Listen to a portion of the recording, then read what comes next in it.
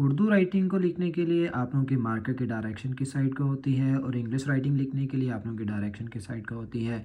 वो थोड़ी सी चीज़ें मैं आप लोगों से क्लियर करता हूँ। जैसे कि आपके पास ये मार्कर है और इसकी ऊपर वाली नोक अगर हम देखें तो इसकी ऊपर वाली नोक हमारी लेफ़्ट साइड को हो तो हम इंग्लिश लिखते हैं, और इसकी अगर ऊपर वाली नोक ऊपर की तरफ हो तो हम उर्दू राइटिंग लिखते हैं। जैसे हम अगर ऊपर वाली नोक ऊपर रख के बे राइट करें तो हमारे पास कुछ ऐसे राइट होगा, लेकिन अगर हम मार्कर सीधी पकड़ के यानी इंग्लिश कट में इसको राइट करें तो ये कुछ ऐसे राइट होगा। अब आप ख़ुद बताएं हमारे पास फर्स्ट वन इज़ परफेक्ट और सेकंड वन इज़ परफेक्ट।